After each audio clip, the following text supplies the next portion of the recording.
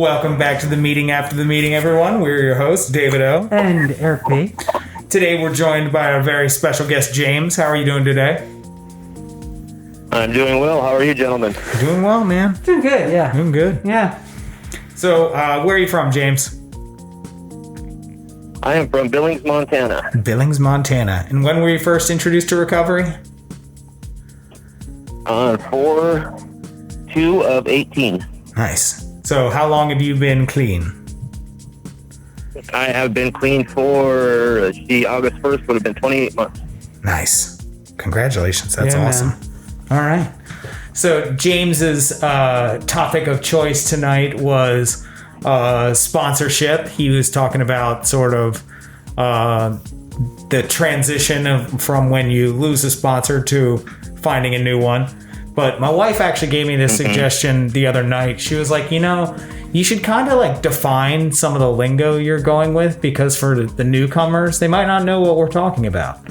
So I was like, okay, that's good. I like that. So for anybody out there listening who is a newcomer, fresh to recovery, a sponsor is somebody in the 12-step fellowship avenue of recovery that sort of guides you through the step working process of that particular fellowship. So, and we're kind of going to expound on this topic. We're going to talk about like finding a sponsor, like first off, how like the whole process is, building a relationship with them, going through steps, and the possible unfortunate event of a sponsor ditching you or a sponsor relapsing, and how you would deal with that in recovery.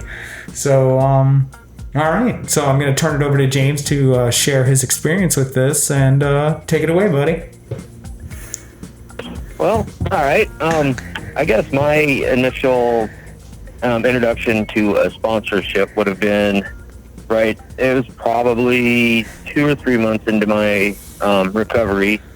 It was a guy at work that just sort of reached out to me. He was one of the other guys there, was going through recovery too, and he had mentioned him, and I just, he gave me his number, so I texted him and said, hey, what's going on? And he reached out to me, and we talked, and he said, hey, go to a couple meetings, come with me and check it out. We went and did that whole thing, and I just thought, let's try this sponsor thing. So I asked him, hey, can you sponsor me? And without even questioning it or hesitation, he said, absolutely. So we did the sponsorship thing. We worked through a couple of steps. Then it kind of died down for a little bit there because both of us being so super busy at work. And I know that's not necessarily an excuse for anybody by any stretch of the imagination. I've seen people that they live by it, die by it. That is their thing, doing the steps and all that. But life just with family and everything kind of gets I guess not it gets in the way, but it gets put to the forefront of it.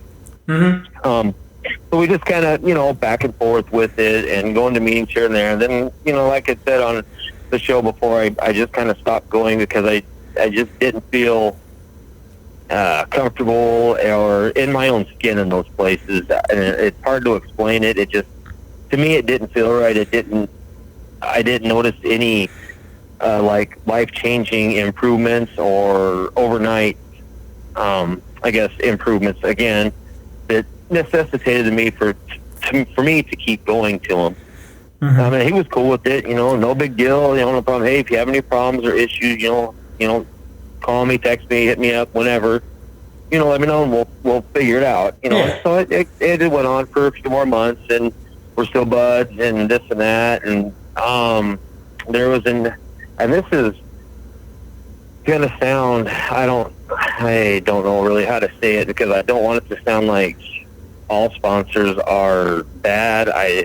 Because I'm not saying that by any means. So I don't want any newcomers to come into this and start thinking, holy crap, all sponsors are going to do that. They're not going to. My sponsor is a mechanic at the dealership where I work. I work in the body shop. My son and his girlfriend just bought a brand new car. And there were some issues with it from the factory. So they took it in. They had to fix and address the issues. Well, I asked specifically for him to do it because I trust him. It had to do with a lot of airbag stuff and my granddaughter being in the car. That's the only person I trusted. Yeah. Well, come the time that they do it, he tears into it and just destroys everything. I mean, scratches it, gouges all the plastics, all kinds of stuff. And I walked over, you know, at one of the days it was in there just to kind of see how it was going, and he flipped his shit on me.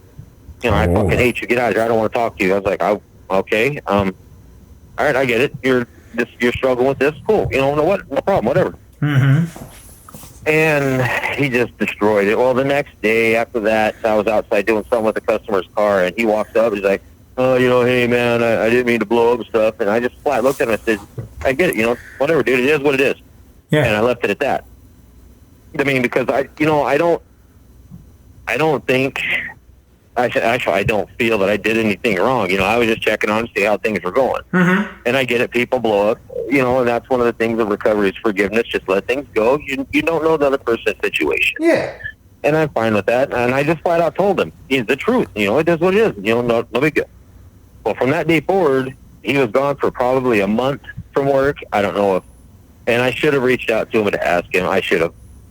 But I didn't. Mm-hmm. I don't know what, I guess that's just alcoholic or recovered brain. I don't know what happened. I don't know if he fell off the wagon or if he got hit with the COVID shit and had to be gone for a while or if he was in training. I never asked anything. So I just said, you know what, that's it. I guess this is probably where we should part ways, Mm-hmm. you know, as far as that goes, because I don't know what he's going through. He's probably got enough stuff in his life that he doesn't need to be bothered with my stuff. Yeah. And no words have been said since. He hasn't come up to me and said anything, and it just sounds really completely fifth grade-ish, and I get it. I do. Not all sponsors are like that. Not everybody reacts like that. Mm-hmm. But I was kind of upset about it. Like, you know, why? You know, whatever. I guess you're having something going on, and that's cool. That's fine. I understand. But to me, right now, at this point, and this has happened a month or so ago. I'm okay with it. I haven't made, to be honest, a conscious effort to go out and try and search out a new sponsor because being in the rooms around here, I've seen people that have had 6-7 years be in there one day, and then the next time they're in there, they're relapsing. Mm-hmm. I don't know about... I mean, there are ways of finding one. At this point right now, I haven't made the effort to go out and find one because I look at it like this, and I don't want anybody to take anything I say to heart and by the book, and that's religion, and that's how it goes. Because it's not. Yeah. I said, but you know, on the show before, things work way differently for me. I haven't, you know, I don't think I need to go out and find one. To be honest, I have my family. I have my granddaughters. Mm-hmm. I have my friends. My granddaughters mean the world to me. They keep me in line. You know, I don't think that I you know, if I'm having a bad day or just having a moment, you know, I can come home and I see them and it makes everything go away. Now, don't get me wrong. There still is times that that bottle sounds really, really good at any given moment. Oh yeah. But my mind just goes somewhere else away from it. You know, like what can I do when I get home to play with the grandkids, or you know, what can we do, or I'll sit down and talk with my girlfriend. And my kids, my youngest daughter she's like, I guess you could say that of all my kids, she is probably the hardest pressed on this because I can't even make a joke about sobriety and she loses her ever-loving fucking mind, gets so ungodly pissed off at me. And you know, I mean, they all do. They are all concerned and they all care, but for some reason she just latches onto it. And I guess she kind of, in a way, without realizing it, unbeknownst to her, she is kind of my sponsor, because if I can't even walk into a store, if we get anywhere near a beer alcohol aisle, she grabs me and we have to go the other direction. So I mean, sponsorship, it helps people. I know this for a fact. Yeah. It's proven. It's documented. I've seen people that it has helped. I've seen people become sponsors and help them to no end. And I don't know what happened with this one. I'm okay with it. You know, it is what it is. It happens. And I'm really at this point, I'm okay not having a sponsor, because also the thought of every day, what am I going to get asked about the next step, or what am I going to get asked about this and that, I don't need that. I want to be able to walk from shop to shop to shop and not have to, get fear of getting pulled to the side. Hey, we need to do, that's just not me, and I don't know. I mean, that's my thought on that. What are your guys' thoughts? All right.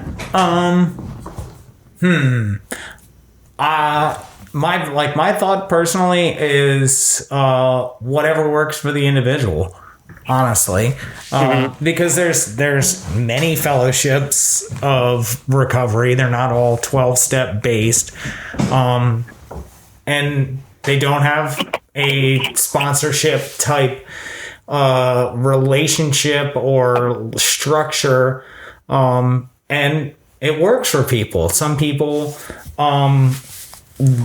even with the 12 steps, work it personally by themselves, and it works. So it really depends on like the individual, and my process, it's drastically helped for me. It was a very big deal in early recovery for me. It took me probably a good month to ask my first sponsor to sponsor me, and he was kind of weird in the way he went about it. Like, I wasn't allowed to start actually working steps until I called him every day for 30 days. And that, like, it sounds like a nightmare to me. It was. Yeah. It was. And like 3 weeks in, it was going fine for 3 weeks. But like I was also in culinary school at the time, and I missed a day. And then I was just busy that day, and I didn't get to call him. And so I called him the next day, and he was like, "Oh, we got to start over." I was like, "Seriously?" What? Yeah. He was like, "Oh, we can't start." So I had like almost, I was past 90 days clean at this time, and I was anxious to like do some step work, and he was like, "No, we got to start over." So I was like, whatever. So I started looking for another sponsor. I know, yeah. So like I developed a resentment. So part of that was on me, but part of it was on him as well. But the good thing is, like, it became water under the bridge, and I'm still friends with him today. So ultimately, it wasn't that big a deal. It set me back a little bit, but not really. So I ended up making my first sponsorship change right around 3-4 months clean to my good friend Tyler, and I worked my first 2 steps with him. And then right before, and I worked with him for a good 6 months, and I learned so much. I got to go through like my reservations with him, basically anybody who's listening, like, a reservation is something that you have in the back of your mind, which is sort of like a deal breaker of recovery. Like, if this situation happened, you would have to go back to drinks or drugs. And one of my reservations, like, that I went through with him, I was like, like, hallucinogens, I was like, I don't really like think of them. And I was like, maybe if I have like 15 or 20 years clean, I could do them again. And he's like, all right, let's go into that. Let's explore that. Let's say you have 10 years clean, 15 years clean, and you have 5 or 10 sponsees, and they trust you and everything. And then all of a sudden they hear that their sponsor has just dropped acid because he felt like it at 15 years clean. How would that affect somebody else's life? And I was like, wow, I didn't think of it at all. And he was like, exactly, because that's the selfish mentality. that addicts have. Like, I wasn't thinking about anybody that I could potentially be hurting. I was just thinking about, what something hypothetically that I might want 15, 20 years from now. And he was like, that's crazy. Why would you even think about that? That shit's crazy. So he was the one who really drove the nail into my head that, like, it has to be really, like, for right now. And also, you got to be willing to do anything to stay clean. But, like... Yeah, no kidding. Yeah. But then things happened, and I ended up making a sponsorship switch right before my first year clean. And he's been my sponsor ever since, for the last 7 years. And he's... Wow. Yeah, he has 12 years clean. His sponsor has 22 years clean. His sponsor has 34 years clean. So I got into this sponsorship. Jesus. Yeah, I got into this sponsorship family where these guys just... I look up to all three of them immensely. And they all bring so much different stuff to the table. And it's been great being able to learn from them. And because they're also very liberal with, like, the 12 steps. So, like, they're also very supportive when I talk about needing more than just the 12 steps. Like, I love NA and what it's given me, but in my opinion, it was really a springboard to so much more that's out there to supplement my recovery. So yeah, like I've had to make a couple switches, but in almost 8 years clean, I had 3 sponsors my first year, and I've had the same guy ever since. So I see tremendous amounts of value in really developing that personal relationship, because it's held me accountable through the years. Because he doesn't give me answers that are just like pats on the back or co-signing my bullshit. He knows me so well now that when, like, something's going on, he's like, that's really you. And I'm like, what? And I'm like, that's not the other person's problem. That's your fucking problem, and you need to deal with it. And I'm like, God damn it. No kidding. Can't you just tell me what I want to hear for once? And he's like, well, no, fuck you. He's like, recover. Get better with it. I kind of think that, a lot of people that are on the journey to recovery and looking for a sponsor, unfortunately, I think that the majority of them might possibly, that's what they're out looking for when they get a sponsor, is they want somebody that's going to tell them what they want to hear, which ultimately will lead to their downfall. Absolutely. I don't know if, I guess what it would come down to is having a sponsor that, like you were saying with yours, will call you out on your bullshit and give it to you front and center, right in front of your face, saying, like you said, no, that's not their problem. This is your problem. Yep. You fucking deal with it. Yep. You created this monster. You have to deal with this monster. And I see it so many times just on various, I'll say platforms, media platforms. And, 90% of those media platforms of people that are on there, as much as I hate to say it, but looking at the stuff that they say and or do or post on these platforms, is you can see right through the bullshit. All that they really want and are fishing for is attention in any aspects or any regards of what they're saying. That's what, those are the ones that are going to fall heavily, because they're either going to find that sponsor that they can connect with and will accept them calling them out on their bullshit, or they're just going to go through sponsor after sponsor after sponsor after sponsor and never find that one that is going to tell them what they want to hear, or they will find that one that tells them that, and they're just going to fall miserably, and then they're going to blame everybody for, again, that's your problem. You deal with it. You got yourself into it. Yeah. Dig your way out of it. I can only give you ideas and or hints about this is what I would do to dig myself out of that. I'm not going to sit here and say, oh God, it's going to be, I I would probably be one of those sponsors that is like I just described, and will call you out on every goddamn amount of bullshit that there is. Yeah. And I'm sorry, cussing is allowed, correct? Absolutely. Of course. Yeah, fucking right. I get so passionate that I start getting wound up that I would call, fuck you, fuck up. I'm going to call you out on it. I'm going to hold you accountable for it. Don't come calling me at 1 o'clock in the morning because you're at a bar drunk because you had I don't know, another spat with your loved one that you had the same spat for the past year at least 5 or 6 times a month. Exactly. Here's your option. Get the fuck out of that relationship. Yeah. Move on with your life. And once you do that, then I can help you. Yeah. And using that that situation as an example, I have 2 points.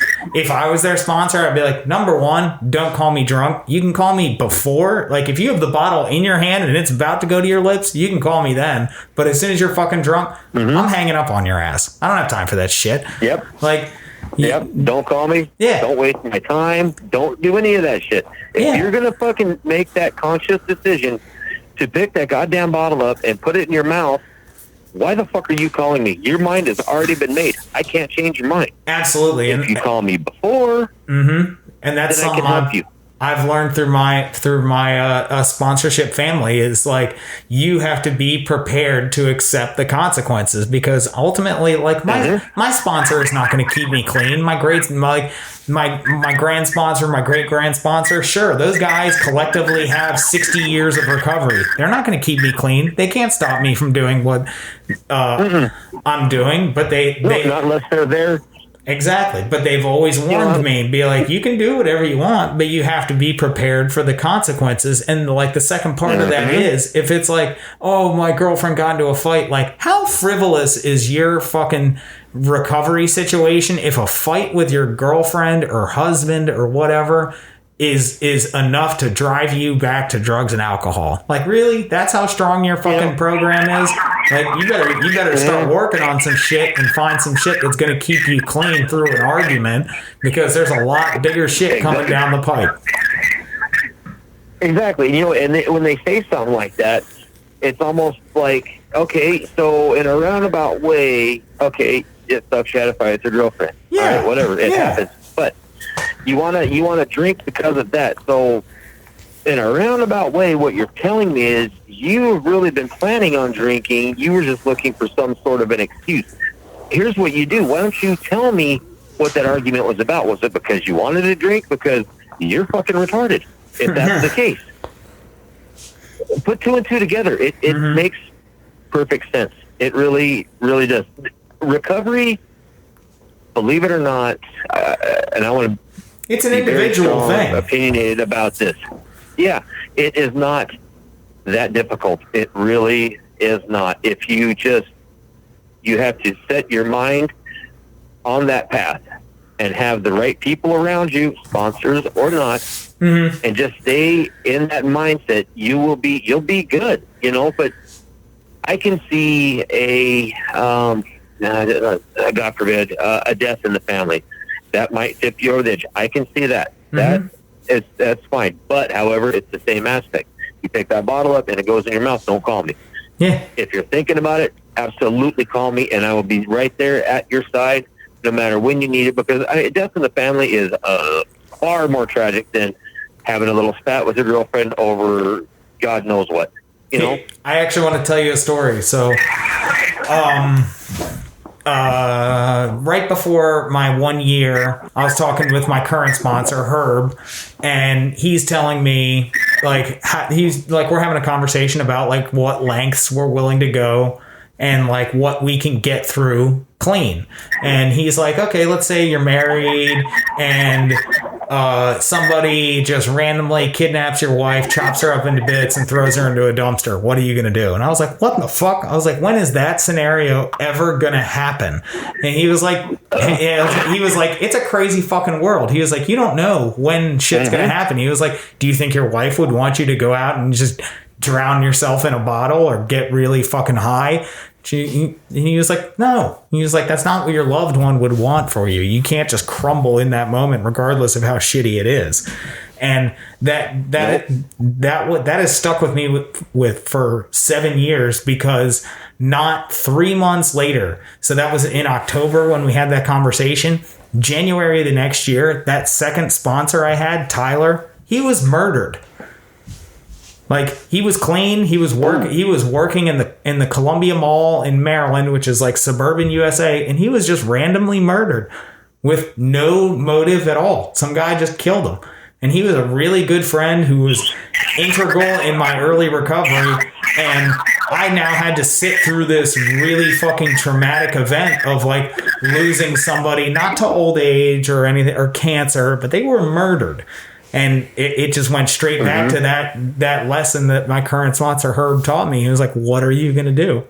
And what I did was called my network, called the people in my fellowship, and I leaned on them hard. And honestly, I cried for like 3 months straight. It was terrible. It was awful. It was one of the worst things I've ever gone through. But now I have that in my toolbox as, hey, I got through one of my good friends at age 25 getting murdered, and I got through it clean. I dealt with those feelings. I sat through them. I cried forever. I talked it out. I did whatever I had to do, and I stayed through it. So I'm like, man, if I can get through that, yes, I'm sure there are some worse scenarios, but probably not too goddamn many. And that's something I can be proud to have stuck it out through. But what about you, Eric? I can see you're exactly chomping at the bit. Tell us your sponsorship experience. So, I've had the same sponsor for 8 years, right? 8 years? Yeah, 2012. So, I've actually only had one sponsor. I have never switched sponsors. I've only had one, and we've worked the steps twice. And I guess... But your sponsor did move. My sponsor did move. So he lives in Virginia, I live in Maryland. So, I mean, we meet... We don't actually meet up right now, but, like, we talk over the phone...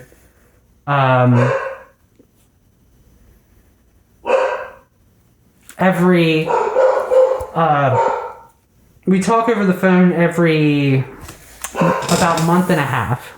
So, like, we'll use, I think, Zoom right now. And, my ring went off and no one's there. Ghosts, dude. Yeah, ghosts. I mean, I hear Luna. The dog's going crazy over ghosts over here. But so my sponsor and I mean, he moved away, 5 years ago? Mm-hmm. And we've been communicating through Skype and Zoom, and I've had relapses during that time. But, you know, it works for me. Now, how does that go? Like, communicating your relapses to your sponsor? Well, you know me. Yeah, I do, but I don't really know this. Well, I mean, I'm pretty straightforward. I'm like, hey, I relapsed. Mm-hmm. And so, like, you can expound on that. How does Tim take that? Clearly, he's still your sponsor, so he takes it fairly decently. Well, yeah, I mean, because, like, I don't know. There's no reason I would never fire a sponsee, right? Like, and I've had sponsors, you know, and I mean, one of them struggled mightily. Mm-hmm. And the other one, I mean, he was fine. But it's like, just because you fuck up doesn't mean that you, like, you say fuck off. Yeah. Because that's not the point of being in recovery. Absolutely. And the point's to help people. So, you know, my sponsorship family has always believed in, it's not really about so my sponsor, you know, will work steps with someone even if they're not fully clean.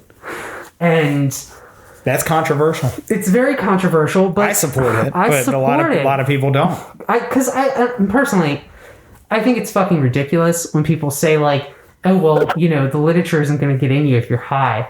And it's like, fuck you. I got a college degree when I was high. I can read this fucking book, that is at, a 5th grade reading level. I can read this and comprehend it and get, something out of it.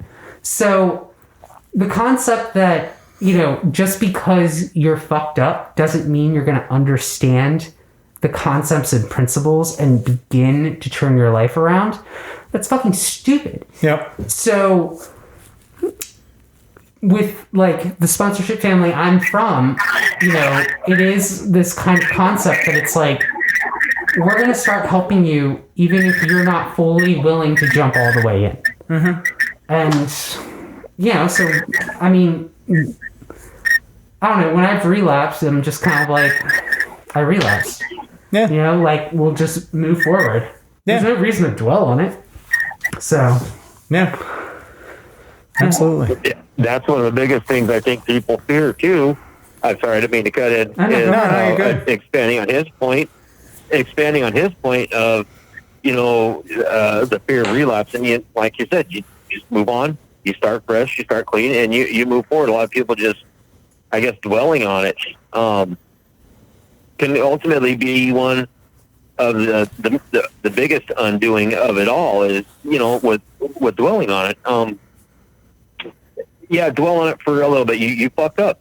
You face your consequences. Mm-hmm. You move forward. But for years and years or whatever it takes, just keep dwelling on it. You're destroying yourself. You're destroying people around you because that is all you're focused on. You're driving yourself and your loved ones insane with it. Mm-hmm. And and I think that people have to understand, and it sounds backwards, but if you relapse, it's okay because I guess it's bound to happen to some people, mm-hmm. whether or not it can be argued till people are blue in the face whether it is okay or whether it's not okay. It's just that it happened, and like you said, you pick yourself up, brush yourself off, move forward, and really, I guess if something, not really dwell on, but realize what caused that relapse and avoid that situation, if it ever comes up again. Mm-hmm. Yeah. And I've always loved the way Eric approaches it, that relapse is not a part of recovery, but it can absolutely be part of your story. And that's something that he impressed upon me, is that he needed those relapses to really get those lessons in his own mind. And I did need to relapse, mm-hmm. for sure. I mean, we haven't gone into my story, and eventually we will, but I mean, and this will be controversial too. I guess a lot of what some of the things I do is is controversial. Yes, you're a contrarian. I was too invested with the fellowship. Mm-hmm. And some people are like, oh, what do you mean? You go to a meeting every day and you read the book and all this. And I don't know. So at a certain point, and you'll hear recovery comes first, and that's all well and good. And I'm not saying that's not right. But we get clean and sober to regain our life. Mm-hmm. And if our life just becomes recovery and our family is losing out because of that, that's fucked up. Mm-hmm. So my first real go in recovery, I was too invested. And I mean, I spent way too much time in the rooms. You made recovery unmanageable. Yeah. And people say oh, that you can't do that. It's yes, you can. Yeah, you can. I've met other people who've done it too. Mm-hmm. And some people are willing to admit it and some people aren't. But if you're not getting what you need to do done in life and you're focused on chairing a meeting or being, the head of a subcommittee, being a GSR, and you're always worried about this other shit that, I mean, to be quite honest, doesn't fucking matter. Like, I don't know. Like, I think what matters is spending time with, like, my grandmother. That means more than going to a fucking area service meeting. And I know, some people are going to be like, fuck me, and that's fine. I went to area service, I went and did all this stuff, and I don't regret doing it, but I do think, like, there's a balance that we need to have. So...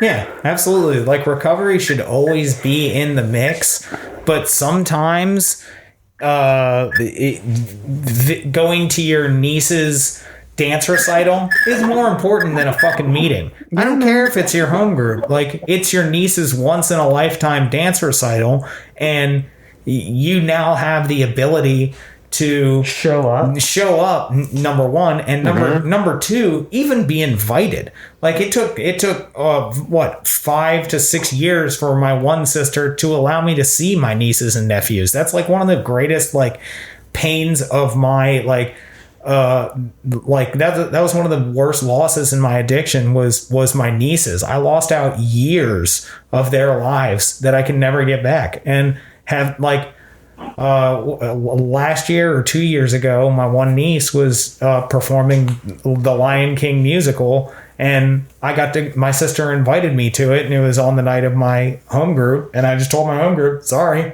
this is once in a lifetime. I'll see you next week. Like, and people need to realize that I'm not telling anybody to miss meetings for this or that, but, like, you have to understand that, like, if you're missing out on your sons and your daughters and your mothers and your grandmothers and your nieces and your nephews, if you're missing out on life because of recovery, then all you've done is you've substituted drugs and alcohol for meetings, and you're obsessing about something new. Should it be a tool? Yep. It's a tool to help you gain your life back, to gain all those things. Should it always be in the mix? Yes. Should you try to make meetings when you can and when it's fiscally responsible? Yeah. You shouldn't be blowing off work to go to a meeting because, recovery comes first. No, sometimes your fucking bills come first, buddy. Especially if you have kids. Yeah. Like, you got to go to work. You got to pay the bills. Like, your kids need health insurance. Like, there's lots of shit that sometimes comes before a meeting, and that's okay. But, like, a lot of people want to, like, Eric's recovery is not everyone's recovery. My recovery is not everyone's recovery. James' recovery is not everyone's recovery. Like, find what works for you, and if it takes a sponsor to do that, by all means, get a sponsor. If you don't want a sponsor, then don't have a fucking sponsor. It's up to you. But there's lots of people. That's it. Yeah, that's it. It's up to you what you're willing to do and what works for you in your recovery. So I want to bring something up here about another controversial type of topic. Love it. Oh boy. So I don't think you necessarily need a sponsor to go through the steps.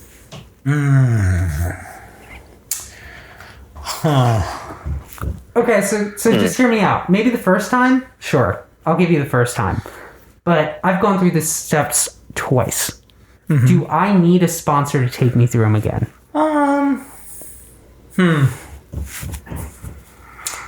Me personally, I'm gonna politely disagree. That's okay. just because.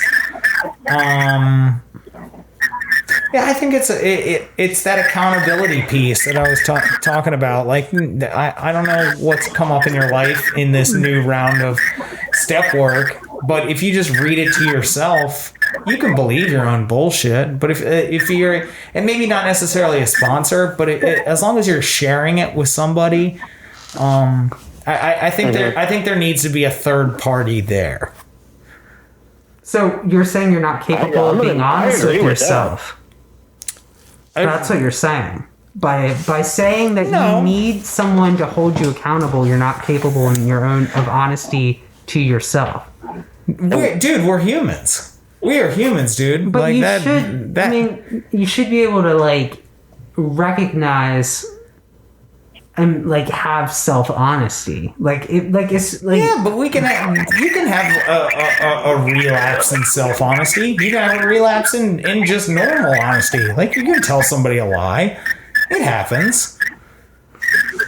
Yeah, I'm in a different place right now. I mean, I don't know. I'm in a different place right now. Get the fuck out of here. Yeah. I think I'm gonna be the what do they call it, the moderator here. Mm-hmm. Please do. I'm gonna agree with both of you on this. Yeah. On both sides of that story. Yeah. However, in a roundabout way, I think that I have to pull a rebuttal on that because I haven't done enough steps to base an honest opinion on that. Because both of your guys' opinions are spot on. Absolutely. They're perfect. Yeah. But honestly, for me to believe either or, I think that I would need to be farther along in my step process. But just hearing both sides of your guys' thoughts on it, they're both very, very valid opinions. And that could be a whole other topic of discussion on that because they make sense. Yeah. If a person stops and really thinks about it, like I just did, just quick working the numbers out in my head, I guess, for lack of a better term, is both of these opinions are very valid. They're very true, very worthy. So I mean, I don't know. I can't really base, give an opinion or thought on it other than the fact that I agree with both of you, but at the same time I have to back up because I really don't have a lot of ground to stand on that. And like, that's okay. And like back to Eric, like it's not necessarily about self-deception. Sometimes it's just getting that different point of view because like we don't think alike at all. Like we can look at the same painting and come up with two different interpretations at all, like entirely. So just having I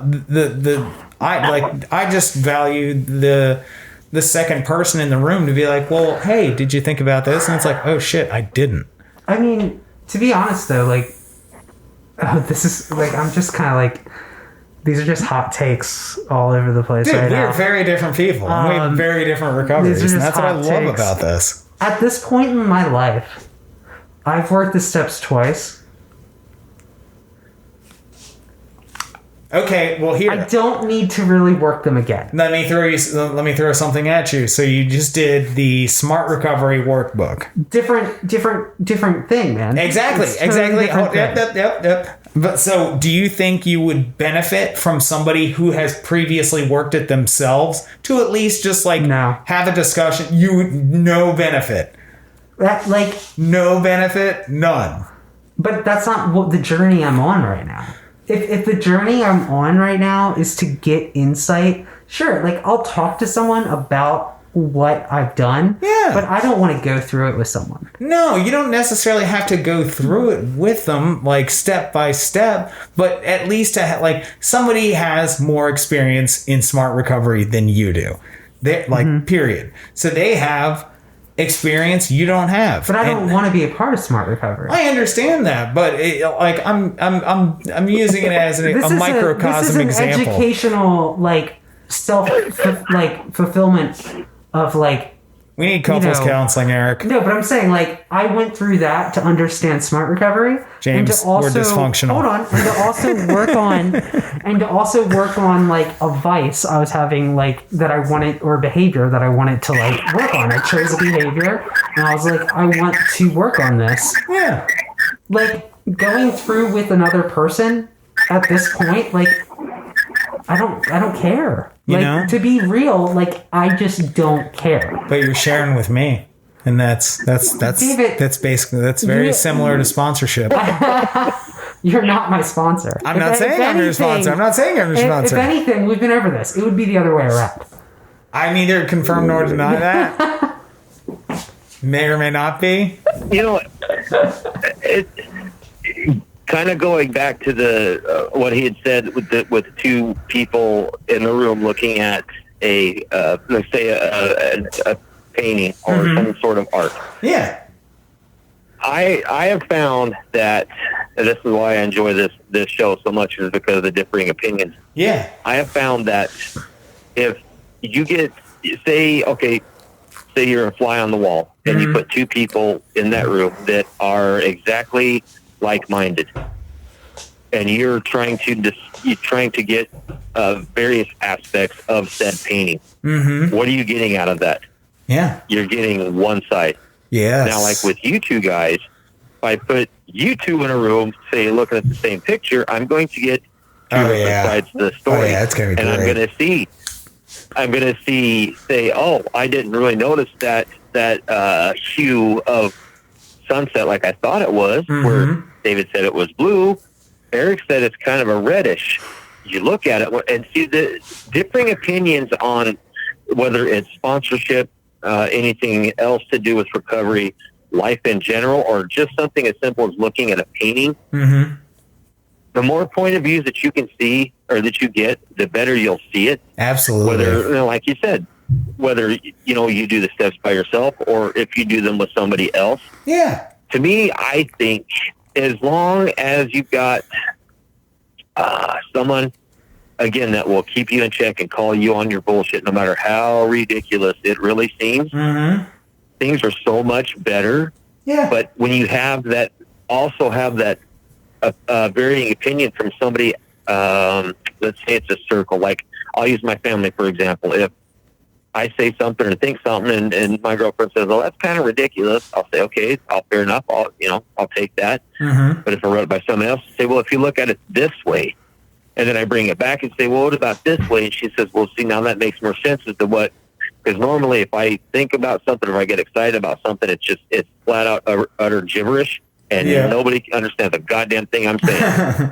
Well, when there's multiple varying opinions, and opinions coming from people that actually give a shit and are not just there to just to agree with you or to shut you up, but will show you this is, this color of the sky is blue, but it's also got a little bit of a red in it. See, it really all makes sense as far as, having a sponsor or working the steps, whether if you think you can do it on your own or you need that other person. Yeah. There's there's both those opinions. And I think, again, I can't say much, but I think that a person, like I said, you find what works for you, but it's like, going to the doctor. Are you going to take their advice if it's something, life-threatening, like you have cancer? I'm going to go over here to the next hospital and get a doctor just for a second, and just to put yourself at ease. You don't ever want to jump and or take the first thing that is thrown right at you. That's why I feel people looking for sponsorship should, and I think that I can speak from, because I kind of jumped on it on my own. I wasn't familiar with the whole sponsorship thing. I just knew the word sponsor, and then it's supposed to be a miracle thing. I jumped onto the first one that I found. Take some time, look into things, judge people's characters, find out about, see what they've been through. You kick their tires, I guess, for lack of, for no other real way of saying it. Yeah. And if that works for you, super sweet, man. They'll work the steps and do everything else. It's just, I think what happens, and I found myself doing it a lot, was people in recovery tend to overthink things way too much. Oh, yeah. When the answer is probably right there in front of your face. You just, what is it? You can't see the forest for the trees, or whatever that saying is. Don't overthink it. Just do it, because when you start overthinking it, your focus goes somewhere else. Absolutely. Well, so like, I could use one of my most Eric hated quotes ever. Go fuck yourself, dude. I hate that stupid shit. But what I'm saying is that I'm not saying don't get a sponsor, right? No. Sponsorship is good, and even in work, I think having people who are mentors, or like a sponsor is a mentor, right? Mm-hmm. But don't look at the fucking big book or the basic text or whatever fucking book you're like looking at, and look at it at this like as gospel. Yeah, and not be willing to pick it up and fucking read it because you don't have a sponsor. Yeah. And I think that's one of the things that always frustrates me is when I see people who are like, well, my sponsor told me not to read the next chapter. And it's like, then what are you fucking doing? Yeah. Like, what are you doing? Exactly. Are you going to a meeting? Mm-hmm. And you're at what? Who's an addict? You're in that chapter? Mm-hmm. So you're in the meeting, you're an addict, and you can only read like this small chapter, and you can't go past it until your sponsor says you can. Mm-hmm. And some people are afraid to go past a certain part in the book, right? Yeah. And like, I'm just saying, like, don't be afraid to like learn. Yeah. And, like keep growing at your pace sometimes. Because I don't always think, like, going back to like, and I know who your first sponsor was. So yeah, it's kind of funny. But, his pace didn't work for you, right? No. So, like, that's going to happen sometimes where it's like... And that's okay. Yeah. A sponsorship is not a marriage. Like, you are not stuck with any one decision. Like, if it's not working, move on. But I'm saying, like, sometimes, like, pace, like, go at... Like, sometimes the sponsor's pace isn't at your pace, and you should dip. Mm-hmm. So. Yeah, like, and one of the big things I think is don't put sponsors or predecessors on a pedestal. Oh yeah, like they are fallible humans just like you are, and like just like you said, like he snapped at you. Like, hey, sometimes that can happen, and you know what? Sometimes sponsors can give shitty advice. And like that happens too. That's why it's so important, like you said, to have as many this is a terrible analogy, as many cooks in the kitchen as possible, because like you can make sure you're bouncing things off of your network. Like if something from your sponsor doesn't quite sound right, go talk to another person in recovery and be like, is this right? And sometimes it will be, sometimes it won't be. But like ultimately, a sponsor is supposed to be a loving person in your life that is pushing you to be your absolute best. And in the process of getting to know each other, you're gonna work better. And like I really think sponsorships kind of from what I've seen and what I've experienced really aged like a fine wine, for pun intended.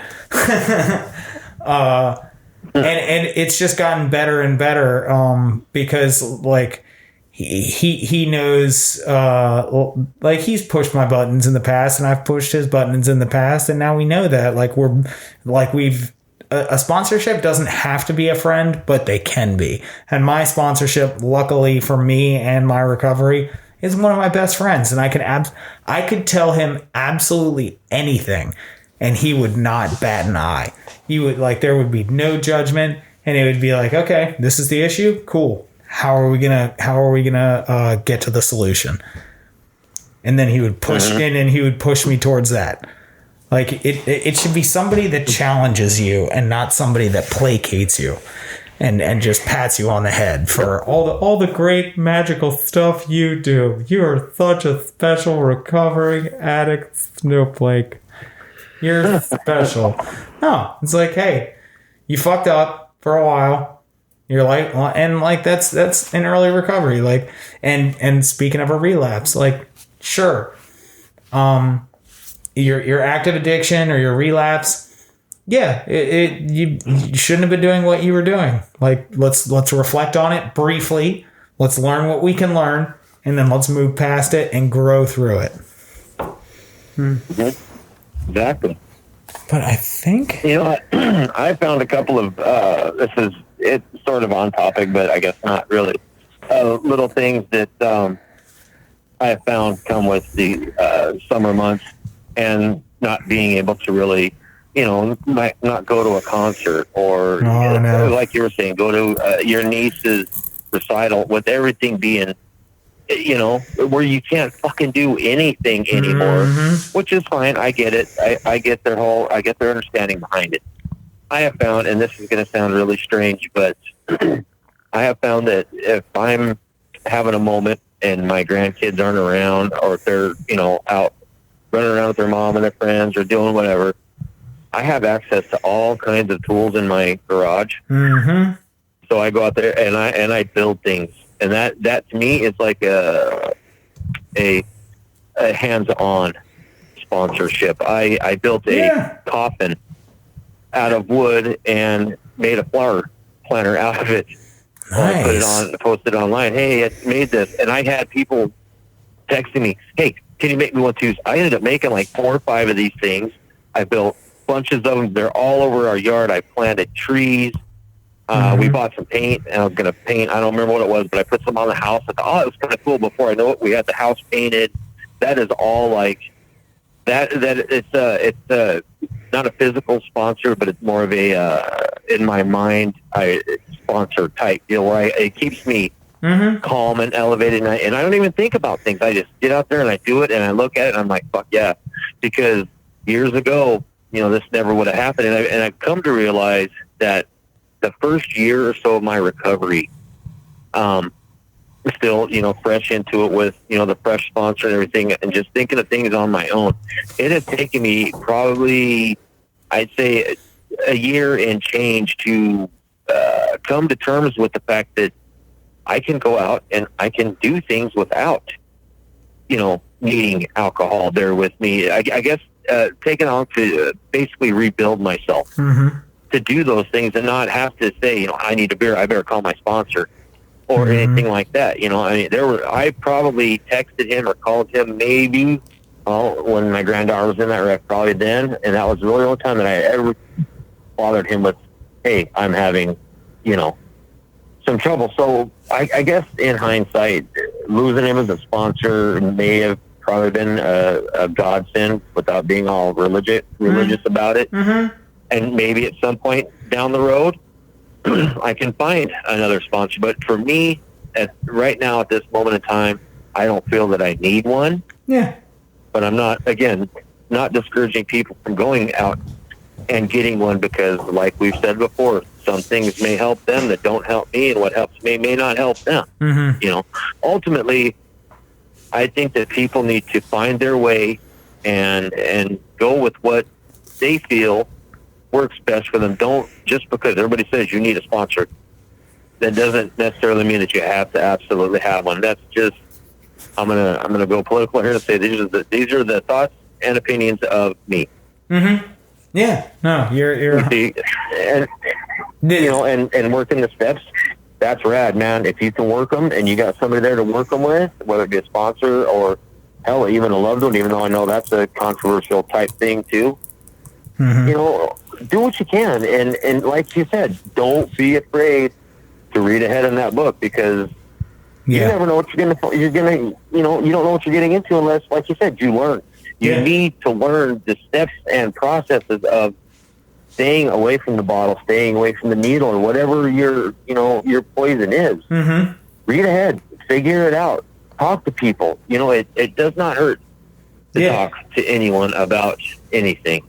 Yeah. And sponsor or not, I think it's important to just have a relationship with somebody in recovery. And if it's in person, that's great. If it's through Twitter, that's awesome. Through Facebook or Instagram or whatever, there's lots of people out there going through recovery just like you. And just find somebody to talk to. And I'm glad you brought up the whole tool chest, because that's what recovery is. Recovery is getting as many tools in your chest as you can get, and just stopping with one tool thinking it's going to get the job done.